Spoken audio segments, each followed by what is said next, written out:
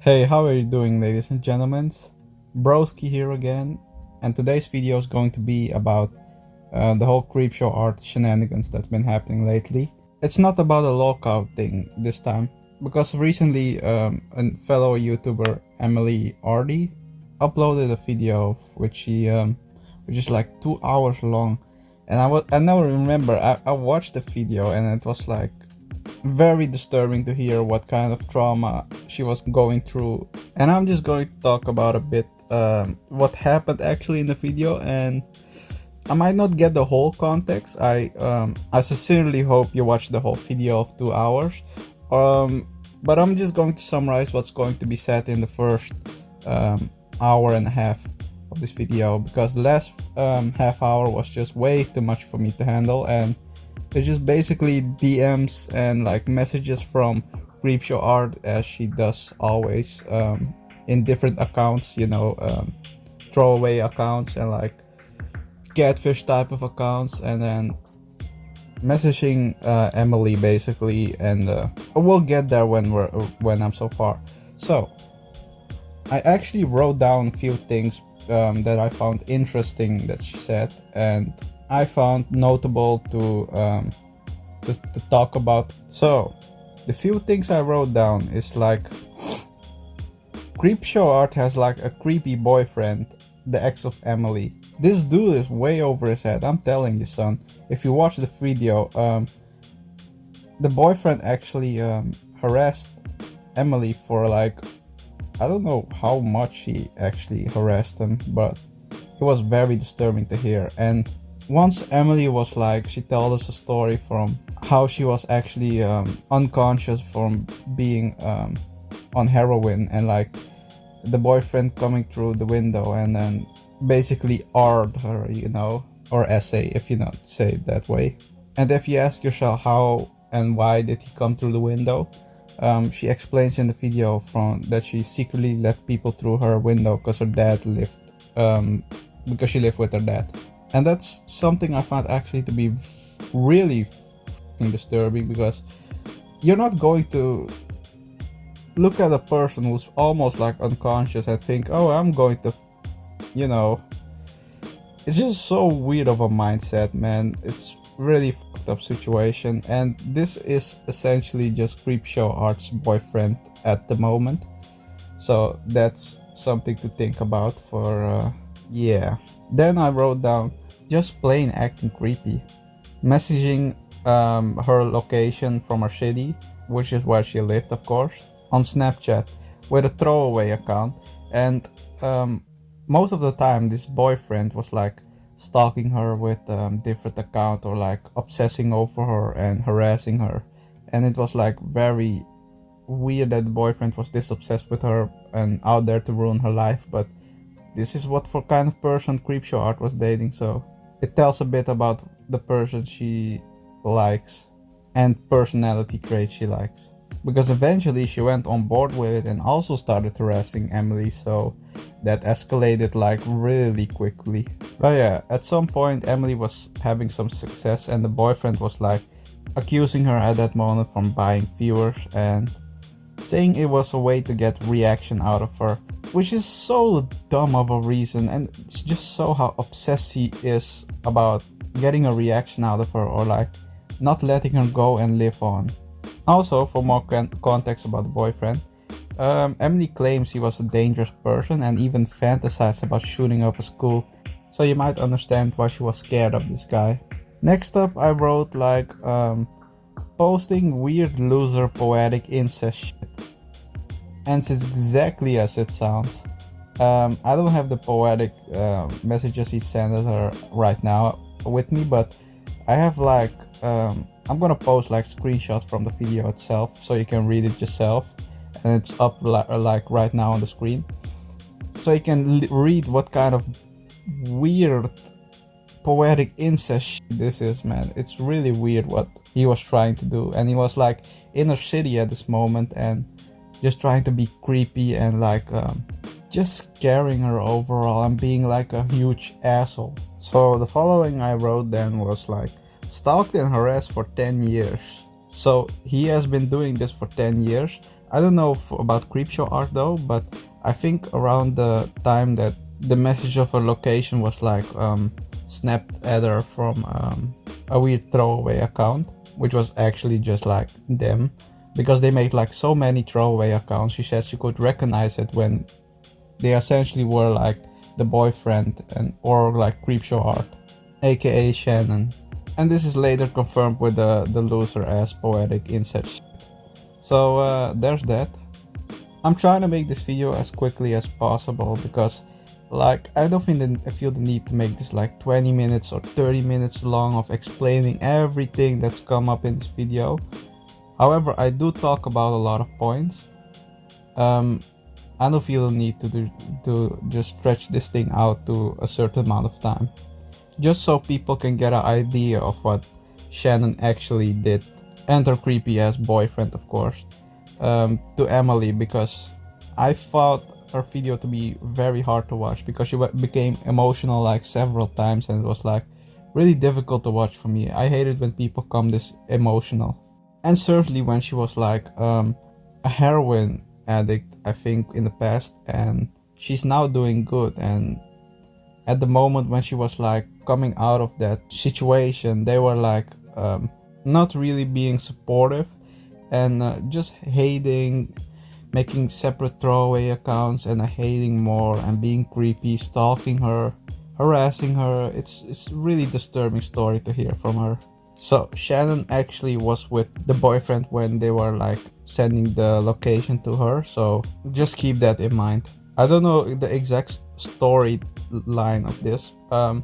If I found it in this video, I'm just gonna post it off the screen, but you'll know when the date was exactly of those snap message. So here we have another thing which was like really pissing me the fuck off.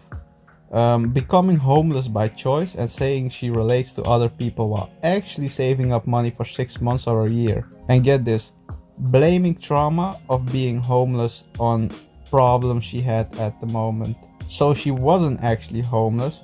She was homeless, but then bad choice. And I had to find this out in the comments and then fact check this, and it was like told in the video itself also that she was willingly living with a boyfriend in her van and making videos in the library, which is the most fucked up thing I heard, man. Okay, not that fucked up if you compare it to like the boyfriend essaying her, but it's still fucked up to lie about your wrongdoings on something you did by choice and saying like you got traumas from that. That's just so annoying and just shows how much of a fucked art Creepshow Art is, aka Shannon. Should have called her Creepshow Fart. Missed opportunity there.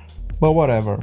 So the last thing I wrote down is like Shannon having a stalker Amy, which suspiciously relates to Emily's stalker, which is like the boyfriend. And in this video he's like referred to as Andrew, but in text messages he's referred to as Anthony. So make of that what you want, what his actual name is. I think she showed at some point the channel name because he's like an artist also on YouTube. So there's that. That's all I wrote actually. But like, alright, the amount of effort they took to just go out of their way to harass this lady is so unbelievable. I didn't know people could be this obsessed and like this fucked in the head, man. It's just really surprising to me. And that Shannon even goes as far to go with this boyfriend and to essentially take this to the next level. And what I'm going to talk about now is what was actually talked about in the last 30 minutes of this video. I still highly recommend you watch this whole video in case I did say something that was like not true or wrong, but I highly doubt it, but you never know these days. So around the last 30 minutes she talks about how she was going to get a restraining order for them both, and like they need to have like information of PO box and so for the restraining order. And she was personally like messaging Creepshow Fart, see, I used it, about the harassment and yeah, about the restraining order. And she was like, no, it can't be, it's us, and completely defending her ass, and then talking about her stalker Amy like she can relate to him, but actually was just like picking things that actually happened to Emily and then taking it as her own stalker story, which is such a disturbing and manipulative thing to do, if I pronounce that right. Yeah, it's really, it just shows how fucked in the head she is, because she's so like a snake. She's really the definition from being a snake. She talks all good and your friends and this that, and then behind your back she's just talking shit. She just wants you to crumble essentially. And the one moment, like Emily talked about, oh, it might be this person, she just goes on board with it and just goes on to slander this person like fucking crazy, saying yeah, it might be this guy. So she just digging her own grave there. She made it so obvious that it was her actually. She left like a lot of hints too, but I'm not going into that right now. And around the end of this video, she shows like a message which she talks about from a guy being obsessed with Emily, was like saving hordes amounts of videos and like harassing her and obsessing over her, and this is from an account that she doesn't even know, and was talking like, oh, my little brother from 15 was doing this type of shit, and was like messaging weird shit and obsessing over her, having secret videos of her naked in the bathtub and that kind of shit. But in reality, this was just Shannon saving up her own ass. So we're gonna look at this part of the video, which explains a little bit about the person messaging her the speech, well, talking about her little brother and that kind of stuff. The conversation I had with Shannon, she did mention this account. She said this account specifically had sent her some dirt on me, but she had tried to report it, but then when she went back, they had deleted their account. Well, apparently not. Also, she tried to paint this account as being malicious towards me, but you'll see. So, okay, this part is pretty important, what she puts on the screen. Is that please pause to read. Alright, I'm just going to narrate it. Oh, and it looks like this account was created specifically to reach out to me. As you can see, it was created the very month I was contacted. Shannon said the filter account was saying I had wronged them, but you'll see in a moment that the account is actually posing as the stalker older sister. A lie within a lie, it seems.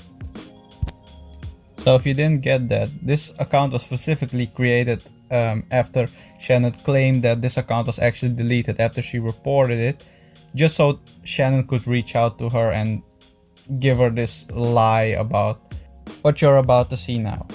Also, I'm gonna sped this up for like 2 times because this is very long, just to save up some time. So if you didn't catch all of it, just slow it down a bit, but otherwise here's the message she sent it. Brita Filter says, "Hi Emily, you don't know me, but unfortunately, I know you. I want to explain this as clearly as possible, but it's very difficult for me to get my words out right now with everything I found and what's going on around me. I don't expect you to reply. I just want you to know what happened, because in a weird way, it does affect you. My brother has been a quote-unquote fan of you for a while now. He's apparently watched all of your videos and has them saved on his computer. There are some of you where you're singing and it's fairly grainy, all the way up to some that I see you are currently posting on YouTube. He has pages and pages of screen names, information on you, and things that I don't think any person should have on someone. Essentially, if you put it on the internet, he has it. I also found screenshots of when he has harassed you. He made accounts on YouTube years ago pretending to be a girl named Ava, I think she means agent or whatever, and bothered you then. I believe he has a list of your past employees, one being an optical shop, and though I'm not sure, I believe he might have sent them things about you. He made various Twitters and sent you messages about other people and things that have nothing to do with you. He even started reaching out to various people, followers of you on YouTube and Instagram, with quote-unquote proof that you buy subscribers. I know via screenshots that he sent these with little notes on them. If I had known about this sooner, I would have stopped it sooner. But unfortunately, our family has some communication problems. In this modern age, it's hard to find a reason to check someone else's computer for anything. But I think my parents should have been more attentive with that. I was using his computer for schoolwork and found everything. Even videos of you in a bathtub, which I thought as inappropriate, and I truly don't understand how he got those. I took the laptop and showed the information to my family, and we have all decided it is in his best interest to go to a mental health facility and be cut off from this. I don't know what else I can say, but I'm sorry. He was and is a kid, and is currently only 15. I don't know when you started posting or what he first saw of you, but for some reason, you became his fixation. He is going to be receiving help and counseling, and we're going to be spending thousands of dollars to figure this out. I refuse to let this happen to any other woman. I am sorry for doing this anonymously, but because my brother is a child, my parents have told me not to speak out about this with anyone else outside of family. I know that must be inherently frustrating for you, but it's important to me that you at least know that this problem is seen and will be taken care of. If there is anything else you want to know, please don't hesitate to ask. I only made this account to let you know what is going on, because I felt that it was close to criminal for you to not know about something that so dearly affects you. I know when I was being harassed online at the age of 13, my trust in people went down because I couldn't know who did it. I want to tell you it was my brother, a boy you don't know, who at a very young age found you online and became obsessed. There is no other way to say it. He became obsessed. I hope that eases your mind and your heart, and I hope you have a beautiful life again. If you need anything else, let me know. This just shows what kind of game she's playing with her, you know, how fucked up mindset set. Because after this, because she knew it was Shannon and even called her out in the messages that it was them, probably, they never heard of her again. So at least there's that. So yeah, that's basically, if I'm right, what she talked about in this video. And yeah, I'm just blown away by the amount of weird shit Shannon does, and what kind of just fucked up in the head person this is. But without making this video way too long and stretching this all too long, I would like to say I wish you the best of luck, Emily. I hope you're doing fine right now. It's good you talked about your traumas. Not sure with the internet, but like you're getting a lot of support and people are being supportive of you, so at least at this moment it's a good thing you did it. Because now we know Creepshow Fart is never coming out of her grave. And my god, I saw people commenting like, if Shannon's going to use the defense of it's all her boyfriend's fault and that kind of shit, they're going to go ape shit. I'm with you, son. I'm going to go ape shit if this is what she's going to say. She just rather shuts her mouth, disappear from the face of the earth, and that's it. Alright, that's it.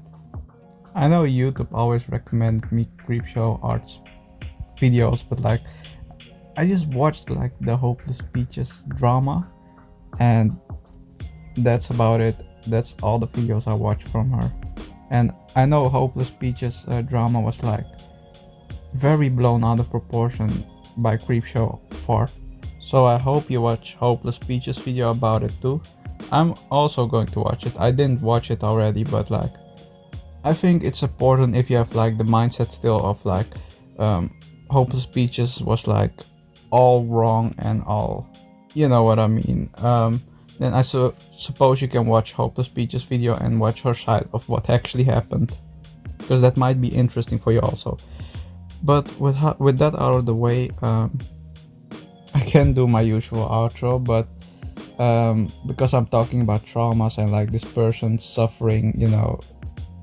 So I'm just gonna say, this has been Broski. See you next time.